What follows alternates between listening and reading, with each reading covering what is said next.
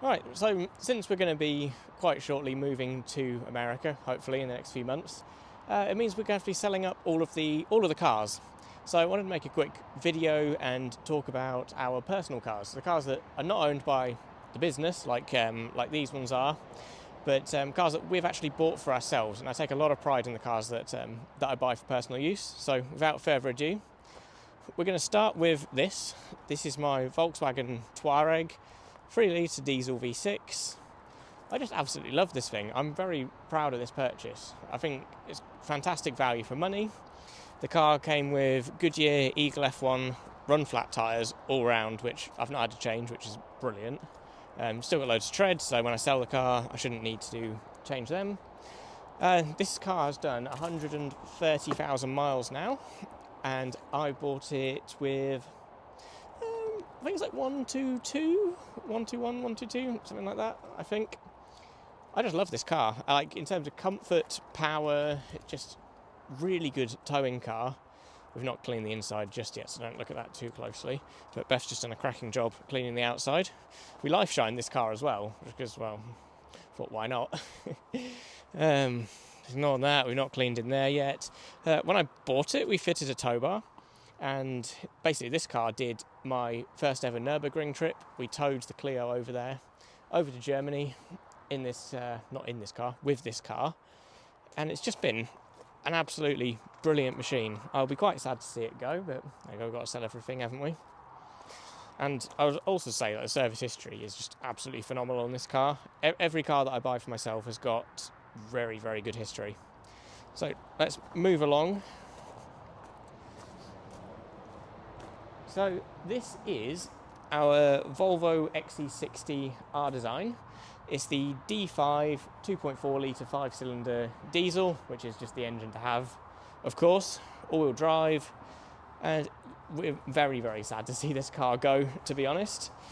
So this car we bought for Beth to use because she has to do craft shows and needs quite a decent boot size. And then we've just really enjoyed using it as a daily runner as well. And I mean, you just look at the condition of this thing, and I mean, you'd never guess what mileage it's done. And I also note this is a really rare paint colour. I believe it's cosmic white. It's like a silvery pearl white. I think it's an absolutely stunning colour. I just love having something that's quite rare as well. So we have sold this car. It'll be going to its new owner very soon. And the condition of it is just exceptional. It's an exceptionally clean car, and I forgot to say the mileage. It's now on 126? 127, 127k. So I think it's there or thereabouts. We're not afraid of a high mileage car. It just comes down to you can look around it and you just think, wow, this thing has been really, really well looked after. Service history, again, is absolutely spot on. It's full or very, very nearly full. I think it might be missing 1 year or so. But it's just lovely. Let's continue around this way. Just get a look in there. I mean, it's so clean. And as a comparison between this and the Touareg, they're obviously quite similar cars. The Volvo is a little bit smaller, so a bit easier to navigate around tighter spaces. And I'd say they're similar in comfort. It's hard to say if one's got the edge on comfort over the other. They're both really comfortable cars. If anything, maybe the Volvo's got a slight edge on that. It's very, very comfy. But it's just not as sporty to drive as the Touareg. The Touareg's got quite a sporty feel to it, to the steering, to the gearbox. The Volvo is a bit more laid back, but not really. It's not exactly in a bad way. It's just a real nice, comfy cruiser. You could just sit in either for hours, and we have done. Especially the Touareg that went all the way to Germany, of course. Let's grab the key for the Jetta. That would help. I do not come prepared. Right. So I think I'm going to have to make a whole separate video talking about the Clio and the adventure that's been on. I'll explain it just briefly now. So this is my Clio Sport 197. It's just become a part of me, really. So I've had the car for about 8 years, hell of a long time. Like the other cars, I forgot to say how long I've had them. The Volvo we've only had about 7-8 months, I believe. So not long at all, when we would not be selling that car, either of them, to be honest, if we weren't planning to move away.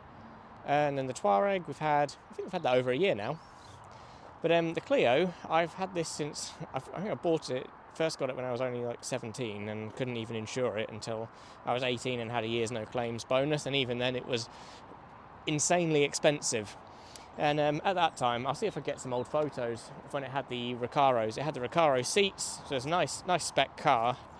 And, well, it was my daily driver for a bit, and then it slowly, over the years, got more and more track orientated.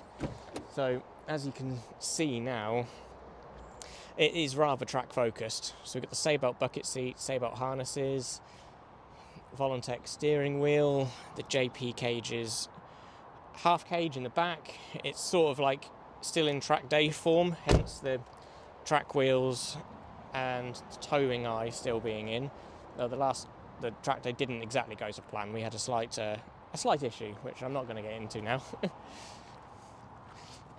But the car is all fixed now, and hopefully we're going to get some more track time in with this before we go. But if not, we plan to keep this car. We're selling literally like everything we own, but I don't think I can let go of the Clio. And it kind of told me that as well. We did a track day at Snetterton as like so I will get into it now. We did a track day at Snetterton as like the last track day because I was thinking of selling it, and the cam belt failed. So I think that was the car's way of saying it doesn't want to be sold. So I think we're going to hold on to that and come back to some UK track days when we're back in the country. And last, but definitely not least, is my Jetta. So it's dirty, so excuse that. We haven't had time to clean this one yet. But this is my Jetta 1.9 TDI PD. I bought this car about, I think it was 5 or 6 years ago, something like that. And basically, when I was going to hand back my company car, when I was working at Mazda, when I was planning to leave, I bought this so I could hand back the company car and have my own thing to run around in. I think I paid like £2,000 for this car, and it was on 118,000 miles at the time. And again, it was extremely clean and had like a proper full service record. I think this has been serviced every year. It's got a crazy full service book, and it was on Michelin's all round as well, which I've kept it on Michelin's this entire time, and it's just super clean. Like the only real downside to like the exterior is like the wheels. They just have the typical diamond cut corrosion, which I've never bothered to fix because I bought it to be a cheap car. So why would I spend like 10% or more of the value of it on getting the wheels painted? Like, it just doesn't matter.